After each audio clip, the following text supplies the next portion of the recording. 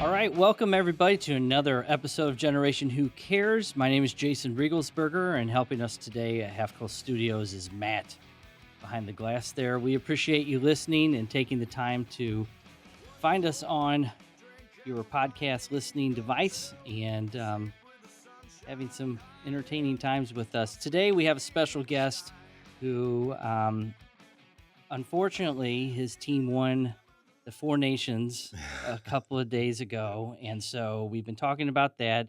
But we have a citizen from Canada who just recently became a citizen here of the United States. Please welcome Caley Jones.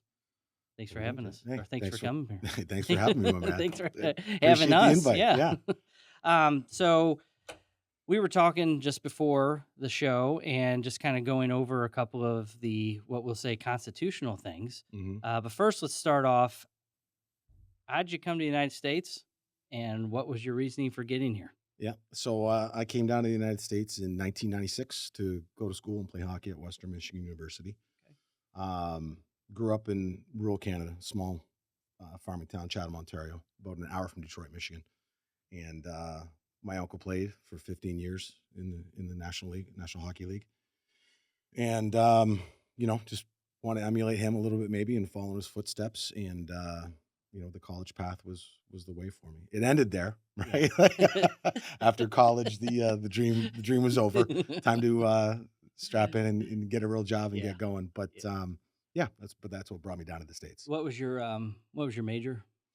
Integrated supply management. I would have no idea what that is. So Can you- it's a supply chain degree, right? Okay. And ultimately, the reason for that selection wasn't anything other than I knew I wanted to stay, Mhm. right? And in order to stay, you had to bring a certain skill to the table, right? In order to obtain a visa. So at that point in time at Western Michigan University, it was the highest placement out of the college. It had the highest starting salary, Okay. and it was an in-demand field at the time. So not the most romantic way to pick it, but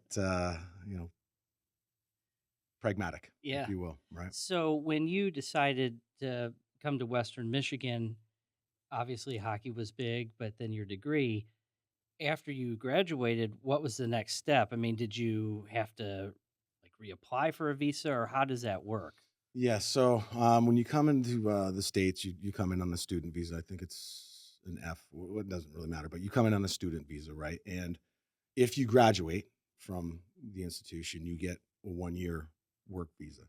After that, it's incumbent upon you to get sponsored, or you know, then you were out, Yeah. right? You went home. There wasn't really an option. So I did an internship after I was finished playing hockey. I took my super senior year. I had some hours that I still needed to finish to graduate. And I did an internship at Borg Warner, their transmission facility in Bellwood, Illinois. And through some friends that, I knew through school and whatnot, some people heard I played hockey. They asked me to join their beer league team out in St. Charles. Shout out to the Ice Dogs.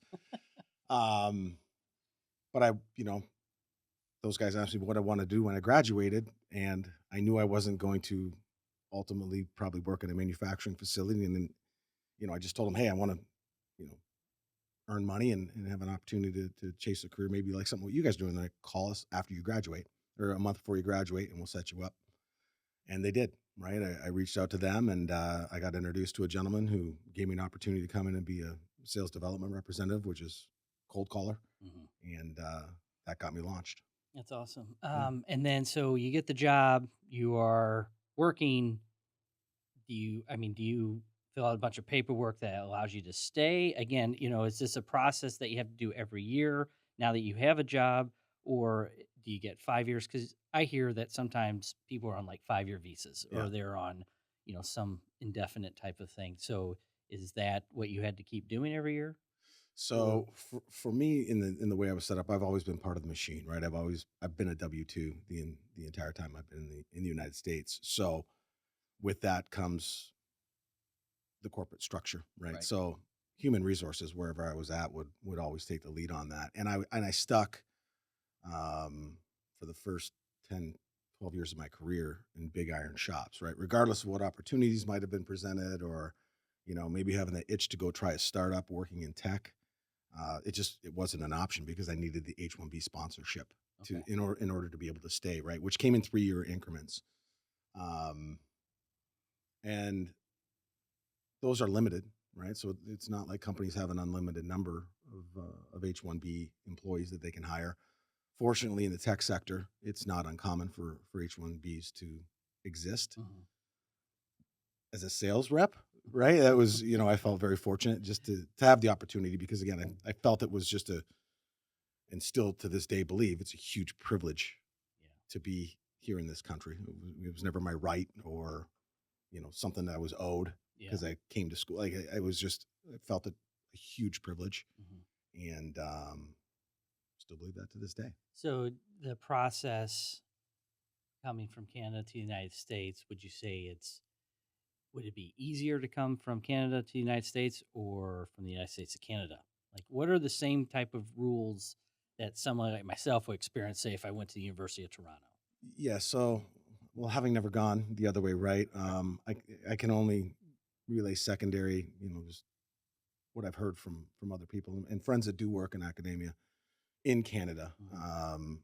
There's a process there, but it's not nearly as rigid, Okay. or there's just not the constraints around it, right? Like Canada, at least to this point, has been very aggressive Mhm. in trying to bring international students into those institutions. Okay. Not so much here, right? I mean, it's America, Yeah. right? Yeah. Like America doesn't need anybody, Yeah. right? Like, Yeah. we're good. And again, so it's just a little bit different process. And for me, it coming over as an athlete was an entirely different experience as well, right? It was atypical versus someone who was coming over to try to study academically, right? And I think a lot of Canadians that come down just purely on the academic side Mhm. would probably smoke me on the SATs and ACTs, right? I put Yeah. up some decent numbers, but I wasn't a shoe in to go to the Ivy League, Yeah. and anything of that sort. So Yeah.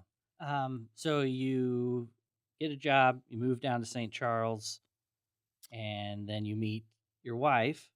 yeah, She's well, American, but I right? actually, so there was that time, right, where that group in Chicago, my first job was in Chicago, right? Okay. So Okay. 2001 through 2002, like basically through that 2002 year, um, I was working Mhm.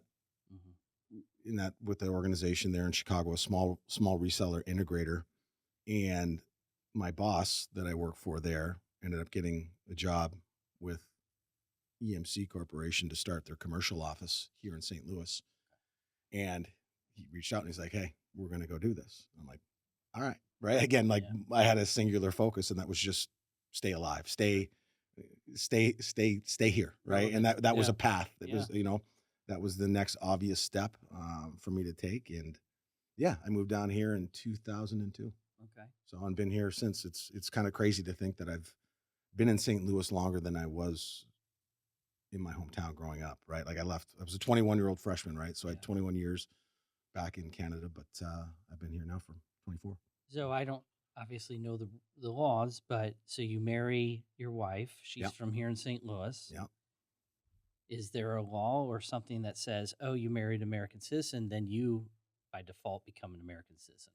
So Apparently not. yeah, you don't default into American Okay. citizenship. In order you to default into anything, right? So what you do have the opportunity to obtain is permanent residency, Okay. which effectively you're a citizen, but you can't vote, Mm. right? I could never run for office, right? Yeah. There's that, some of the basic things in the Constitution of the United States um, that are only granted to United States citizens, and that was really it. Taxation upon death could become an issue depending upon how you're set up, but there's ways to handle that. So but the permanent residency part was it's a little bit of a process as well, right? Like you still go through the interview process. My wife and I had to go in. We're pulled into separate rooms, right? They they put you through the ringer. Like they really try to ensure um, that the marriage is legitimate. And because ours was uh, and is still a going concern. It was we come out of there and it was very comical to us, right? It was a little Yeah. funny, but again, you see it everywhere, right? you could probably see it when you're sitting in the office as we're waiting for our interviews. You just see couples. Like, I like to think that my wife and I, although she's definitely I outkick my coverage with her. Yeah. You're looking around this office and you're like, well, that's interesting, right? You see some of Yeah. these people that are getting ready for their interviews.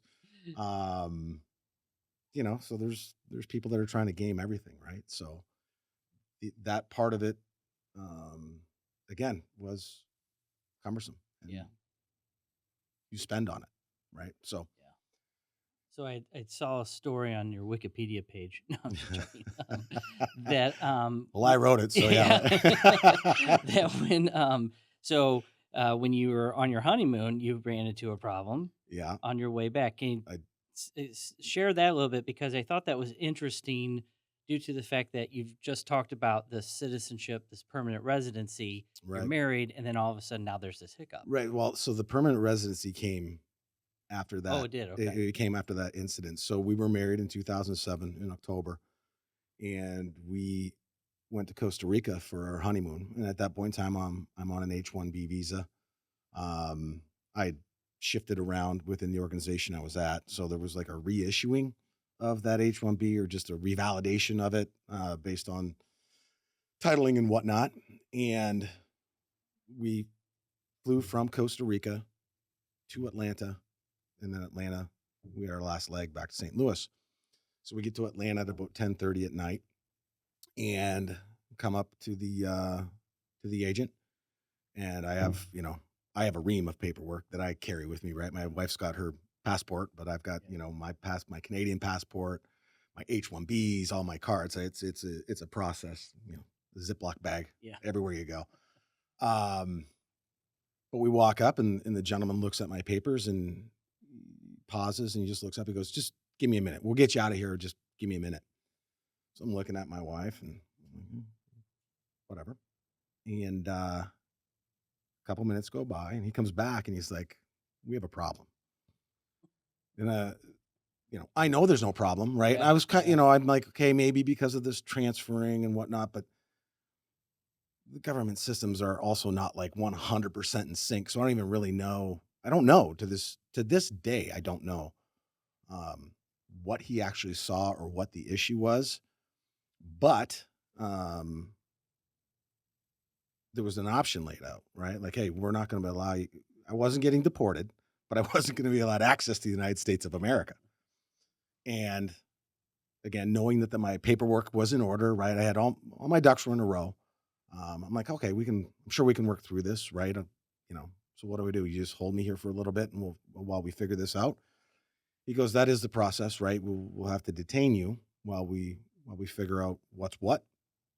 The only issue is that at midnight, if we don't have this resolved by midnight, we dump to downtown ATL, which would have put me in G-pop in Atlanta. Yeah. After midnight. I can't remember what day it was. It really doesn't matter. I'm wearing like linen pants and a white vacation shirt. Not that okay. Is there option B? Yeah. And he's like, there's a flight that leaves for Toronto in 15 minutes, and we have a seat for you on that flight. Wow. So they already kind of knew or thought Oh yeah, that this was already in motion. They were going yep. to send Whenever you. they saw that, they were looking for, what are we going to do with this guy? Wow. So with those being the options, I obviously selected option B.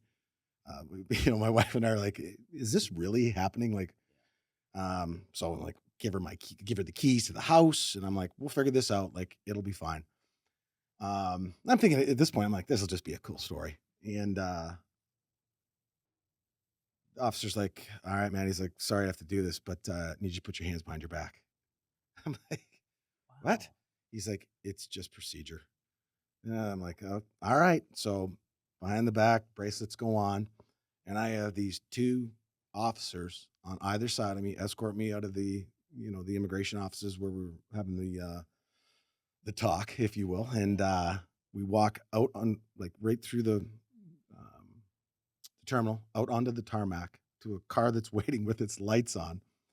They drive me across the airport to the Air Canada terminal, and then I come up out into the the chute, right? The, the jetway, right? I come onto the jetway like a worker, and they bring me out of the jetway into the terminal where the entire plane has been waiting to board. This entire plane, they're like, nope, they have not explained to anybody why. And I come out of the tunnel with two officers on our side, my hands behind my back. And you could just see it. You could feel it, right? Everybody's like, what in the world? And they talk to the gate agents. I'm standing there with my cuffs on.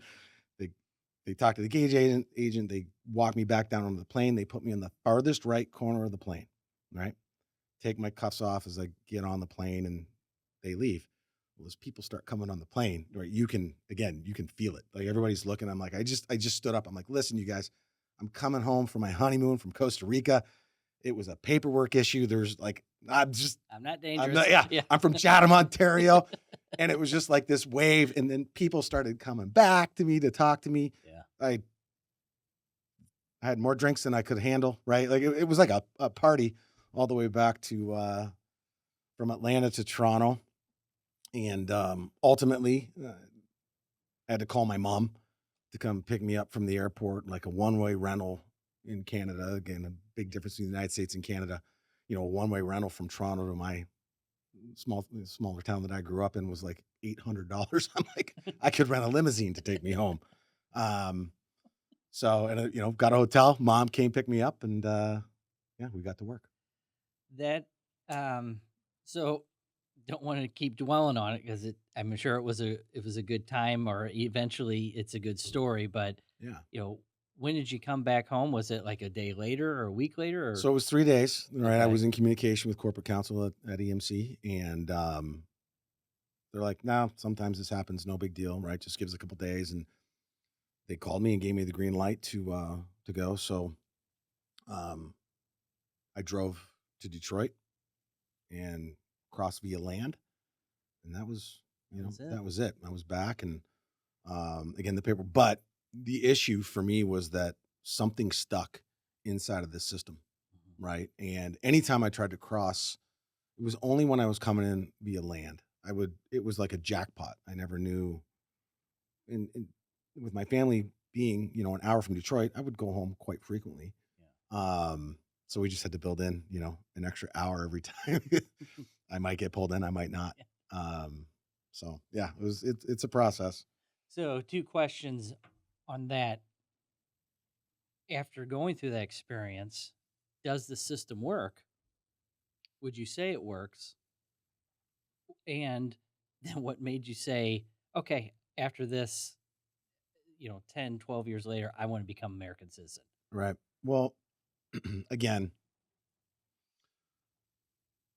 by nature of being Canadian, right, you're just generally more compliant, right? So, I don't know. There's rules, right? So Yeah. I felt I was following the rules, and the rules they made sense to me, right? Like the United States has a border; they want to protect that border. Again, it's a privilege to be here, not a right. Nobody owed me anything, so I really didn't. Was it frustrating that whatever mistake was made? Because there was a mistake, right? Like I had legitimate. I did all the things, right? I did. Like, there was nothing that should have caused that issue, Mhm. um, but it manifested, and I had to live with it. But to say that, at least in my instance, I wouldn't say that it was ever broken, right? There was always paths to fix things. It's government, so it's not necessarily the most efficient or always the most logical of pathings, but it was something that I always felt was fair and just Yeah. throughout all of it, candidly. Yeah. So So then you decide, you know, not too long ago, I want to become American citizen. So what gave you that? You've probably been thinking about for years, I bet. This yeah, is because nothing new, but I got my residency in 2008. I got my perm res card, right? So what it was, yeah, it was September 24th of 2024, Wednesday that I swore in as a U.S. citizen. So it was a long leg, yeah. but it was also it just became important to me given everything that's going on, politically and geopolitically, like not just inside of the United States, but Yeah. everywhere. And I wanted to have the opportunity to vote, right? Yeah. I wanted to have my voice heard, right? Whether, we live in Missouri, we, we know which way it's going to go, Yeah. but firm believer in, if you're not going to take part in it, keep it shut, right? Yeah. Like keep your opinion to yourself. So, yeah, it was just important for me to do it. When you started this process, so how long did it take for you when you finally said, you know what, I'm going to become a U.S. citizen? So from what Yeah. time to September, how long did that take? So it was June of 2021 when I Wow. applied, Okay. right? So, um, it was a process, and I hired a firm, right? It's really not all that complicated to fill out the form, so on and so forth. But just given the story that I just told you about, being denied access to the country, I just didn't want to make any mistakes, right? So hired an attorney, and then they filed a FOIA request so that they could fully understand what that was, just again, so that we could understand if there might be any issue, so on and so forth. And again, given where the country was at and what was going on and what the Immigration and Naturalization Services Department were dealing with, kind of being like the last dog at the bowl, right? Regardless of the fact that you're doing it the right way, if you will, right? Yeah. By supporting the legal system, right? Financially, in trying to respect the system. Yeah. But it just put me behind because again, it was over 3 years. Well, plus, I Before guess I COVID may have had a little bit to do with that during that time, did it? absolutely, right? And the everything that was going on with the border, right, and what that department itself was dealing with Yeah. was, and again, though, stepping back and looking at it with a critical lens, it made the delay make sense. Mm-hmm. Didn't make it any more palatable necessarily, but it is what it is. So you deal with it. we were talking earlier about the process of becoming an American citizen. I was born in this country, so I am automatically American citizen. I remember going through high school, and we did have to take a civics class, Mm-hmm. not just a test, but an entire half a year of civics. So you learn about executive, judicial, legislative branches, everything else. You had probably understanding of what that was anyway, but you have to now take a test and put it on paper. How difficult was that test? And do you think that today most Americans could actually pass that test? So it's not written, it's an oral Oh, it test. is. It is, Oh, it's an it's, oral oh, I didn't test, know and that. they give you the questions, right? So there's 100 questions that the agent that you sit with for your interview, they're able to ask you. Now they're only going to ask you 10. You have to get 6 right. Okay. So I've got these 100 questions, and like anything, right? You just repeat it, right? I just kept going through it over and over again. And then I thought, this would be another fun thing to do. We have 4 kids, right? I have 4 daughters. And I got the kids to sit down with me. I'm like, all right, ask Daddy the questions, right? And I just kept going over and over them, and I'd find the ones that were tripping me up, right? And we'd spend more time on those. So I would probably say all in, I probably had 4 or 5 solid hours of just reviewing these questions to make sure that I understood it. And it was a very enlightening process for me as well, right? Because you do have the big building blocks of what the Constitution is and legislative and judicial, but it crystallized a lot of it for me. And in doing it when I did it, with the political climate being what it was, Yeah. it was I was glad to go through it at that time, right? Because it really galvanized a lot of the things that I believed to be true and what I thought was right, in many ways just. You could see it, right? It was there in plain sight. Yeah. So that part of the interview process, though, I would say the whole interview process for the wrap up session was probably about 45 minutes. That was over in like 20. It was like riding a bull, right? Like it was just like bang, bang, bang. And I had them all, right? Like it was just like boom, boom, boom. And I got the first 6 right. And she's like, all right, you passed. Right. So I'm like, that was a lot of work for, Yeah. much ado about nothing. But it was, again, just very eye opening given the state of the country at the time as well.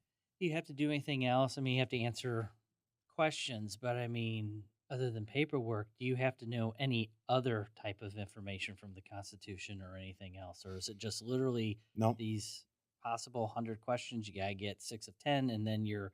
So, what's the next process after that? Do you then you go to a ceremony, obviously, but yep.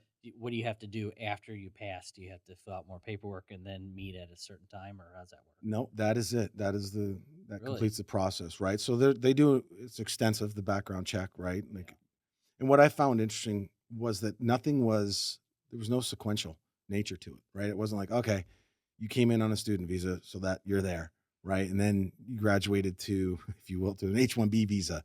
Okay. And then you got married and you passed all the wickets there. It was like they had to go through all of that all over again. I'm like, what, there's you've already done that. Yeah. Why like they wanted me to have my complete detailed travel history from the time I entered the United States until A couple of when I minutes ago. 2024. And Yeah. I'm like, are you serious? Like I can fly to Detroit in an hour and 10 minutes. I can be in a car. I can be home. So I'm crossing the border regularly, right? Travel all that time. I'm like, how is that relevant from 1996 to now? Yeah. Right. And I think a lot of that probably was the fact that I had an attorney involved, right? And I could have just filled out the paperwork and maybe it would have worked. Mhm. But I was also paranoid that it wouldn't, right? I just didn't want to leave anything to risk or anything to chance. Yeah. I just wanted to make sure I did it the right way, and there were no mistakes. So, What'd you think about the ceremony process? I mean, it was kind of an official thing. mhm.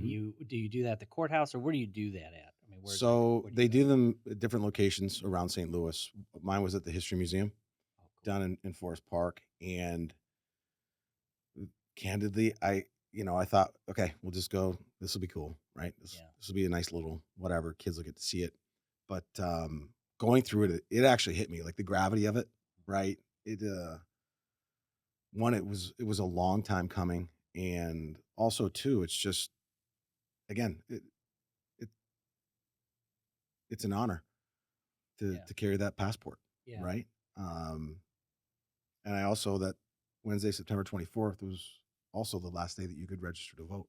Oh, So after we swore in, there was a table there. The that's couple awesome. couple people were manning that they asked, would you like to register? So, got that done and was able to cast a ballot in November, and Wow. that was yeah. It was like I said, I was surprised at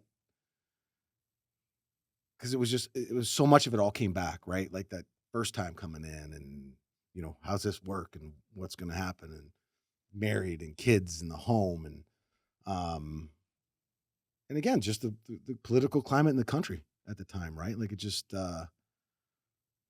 it was and is charged. So to be able to legitimately be part of that process Yeah. was a big deal.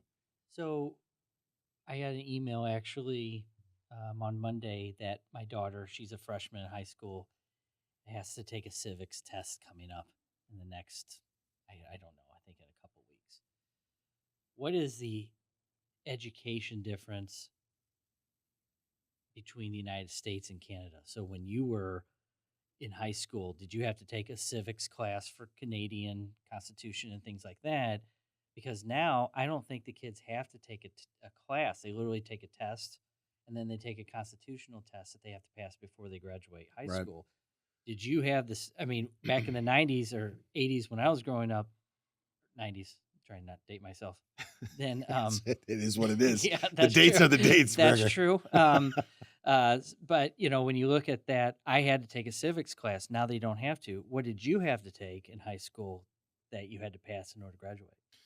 Looking back on it, I mean, there was social studies, right? But it was not, I wouldn't look back and say it was a real core part of the curriculum, Mhm. right? Canada is obviously set up differently than the United Right. States, and we're all witnessing that in real time. Yeah. It's quite the show up there right now. Um, but yeah, I mean, it's just one of the questions that you sent ahead was like, what were the differences that you saw? And I can remember just as a kid, again, my uncle played in the league, so we watch, regardless of whether my uncle was playing or not, you'd be watching the hockey on Saturday night, hockey night in Canada, um, and just everything about America especially when I was a kid, I'm like, this is like, it's so cool, right? Cool national anthem, and, the red, white, and blue, and the Eagles, and 4th of July. I'm like, holy crap! We're like, this is unbelievable. Just brash and the bravado of it all, right? Yeah. Whereas the Canadian climate it's much more reserved, right? Again, like I think you saw through COVID, Canada was super compliant, Yeah. right? In terms of Lockdowns. lockdowns and mandates and vaccines, and America did what America does, right? There was a lot of like, no, like life, liberty, pursuit of happiness. You're not gonna. I'll decide, right? Like that spirit is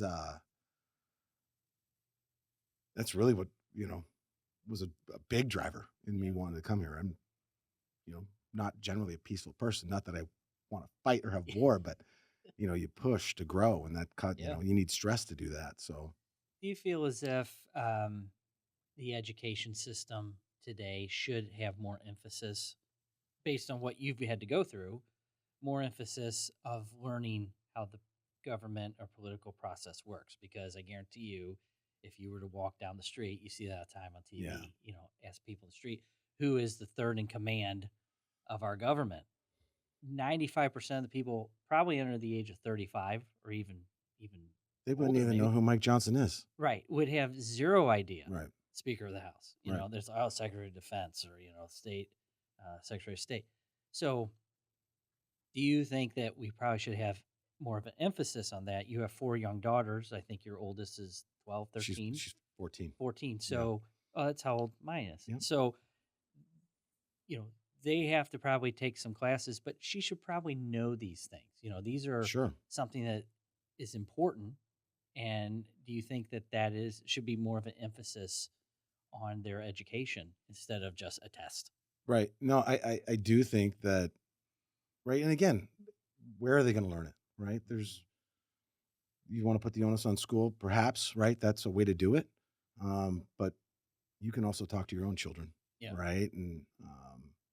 And it's something that we do spend a lot of time talking about, right? Yeah. Like we talk a lot about what you're owed, right? And that's on this sheet of paper right here. Like nobody owes you anything. You're super special inside of these walls of this home. The minute you cross that threshold, you earn every inch of what you get. Yeah. So I think having the next generation be aware, just again, the basic constructs of how and why, like what is the United States of America? Why are we in the situation that we're in right now? Why is there this massive tension? Why is there such this huge chasm and divide between the left and the right, or at least as it's played out? Because I don't think that anybody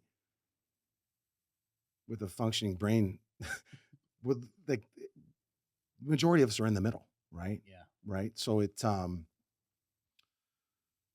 but kids understanding again why the United States is the United States of America, and then what that means, because this isn't a unique thought, right? This is something. But if the United States of America falls, then what? Yeah. There's people make fun, like a movie like Team America, right?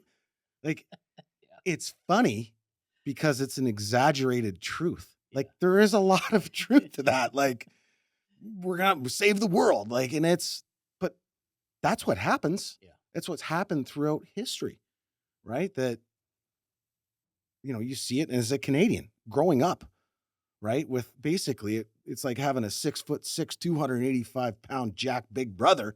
Right? You can run your mouth and do whatever you want because you're, no matter what, you've got the United States of America has got you. Yeah. Right.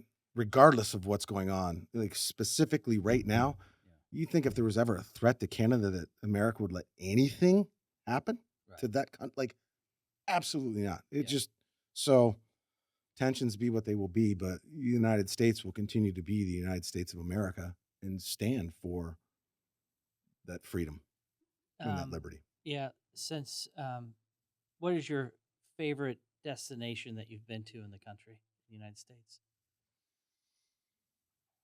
Oh boy. Like when you were a kid, you thought, okay, or even when you're older and you came to the United States, you're like, now that I have some freedom without having to be deported back to Toronto in the Right. middle, where do I want to go that I've always wanted to visit or I thought was cool Well, I that mean, you've been the to? Virgin Islands would be like Yeah, that's the best. Mr. Kenny Chesney had it figured has figured that out. Um, there's just so many parts of the country that I'm fascinated by. Right, I'm fascinated by Colorado, the Breckenridges, the Vales, California. Right, we took a trip to Orange County 2 years ago, and I didn't want to go. Right, just being petulant. I'm like, I don't want to spend my hard-earned money in that state. Like, no, I don't want to do it. And not only did I have to completely eat crow with my wife, it was amazing, right? But like anything, everything's local, right? And we were in Orange County, and that is as red ass a place as you'd ever seen in your life, right? So it was you get all the media portrayals of what this is like and what that's like, and then you go see it and you're like, oh, that's really not what it is at Yeah. all. Um, so yeah, I mean, I love St. Louis. I'll tell you that. Had I not lived in Chicago, again, coming from a small town, had I not had that, if you will, like big city experience Hmm. before I moved to St. Louis, I would never appreciate it as much as I do. Right, where you get a lot of the big city amenities, and for me, that number one is going to be having an NHL franchise, so I can, go support a team, go Blues. Um, but without all the big city drama, right? It's just a really, really big small town. So love where I'm at. Love visiting other places in the country, and yeah. Yeah.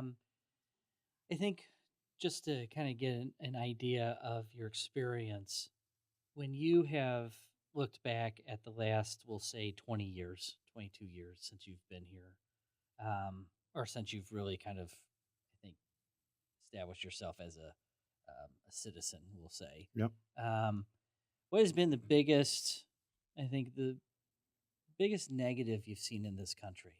Um, we have a drug problem in this country. We Hmm. have a lack, I think, of education in this country. And we could probably talk for days on everything. Nobody's perfect, but when you look at your as a kid thinking about America, and then now you're here, and then you see some of the issues that every that we have here. What is your biggest, like, I guess, negative thought about what we need to fix and what really causes problems in this country? Relatively speaking, probably because they may not have the same thing in Canada when you were growing up. You may have Yeah. not had that. So, what is really, you look at our country and say, man, we got to fix that. And that's the worst thing we have going on. Well, I mean, I think something we just mentioned a little bit. We've got to find a way to pull. Like, I don't think you're ever going to get a far right and a far left ever Hmm. to agree or probably even talk. Like to Yeah. really talk. And I think it causes a lot of people in the middle to lose hope. Hmm. And again, to me, that's a core tenet of this country, right? You have to have hope. You have to have something that you can shoot for and something that you feel like you can earn, um, and then be accountable to that. So that's probably the biggest thing. Like watching a lot of that fall apart and people getting pulled into things that ultimately, I think if you sat and talked to them, again, it's like that parasitic mind. Like you really don't believe that. Like somebody else just pinned that into your brain. Hmm. And I think that you see a lot of that going on right now, where people will grab onto things that aren't necessarily genuinely their thought or their feeling, and they do it because it makes them feel good, and they believe that it's something that's just. Um, but it creates a divisiveness that is just not productive for anybody. Yeah. So Yeah. I agree with that. And, we have a lot of problems in this country. We can't solve them all. We can't solve them at this table, and we probably never Sure. will. But I think for us, we're on the same wavelength with our kids. And I Yeah. think everybody needs to look at our kids as I believe the children are our future. If you teach them well and let them lead the way, Show them all the beauty they yeah, possess inside. so, but no, you've given a great perspective of what it is to be a person from another country to come here and be excited about being American. I'm Yeah. excited about being American. I get it, but I was born in this country, so for me, it's natural. For you, you had to work at it, and you had to go through a system. Yeah. And I'm also big on like, you come here, like I came here, Mhm. right? That was my choice. That was my decision. Yeah. When I fly the flag, right, at my house, Mhm. like I'm a proud Canadian, right? I still Yeah. hold that passport. I'm Yeah, a proud July Canadian. 1st. Yeah, right. We had the July 1st parties at my house all the time that, 100 of people show up and we Yeah. drink a bunch of Molson Canadian, eat poutine. Um, but that Canadian flag flies underneath of Old Glory, Mhm. right? Like, again, it just goes back. It's an honor and a privilege. And I think something that needs to be earned every day. Yeah. Right. And I'm proud of the fact that my kids understand that as well. Yeah. Yeah. Well, it's been very informative. I've appreciate you coming by and talking to us and just giving us a clear understanding of what it takes to be an American outside of just being born here. So Right. I appreciate it. Well, thanks for coming by. Thanks, buddy. Appreciate it. Appreciate it. Appreciate everybody listening to the show today, and we'll catch you on the next episodes coming up. And thanks again to Matt at Half Coast Studios. We'll talk to you later. Thanks. Bye.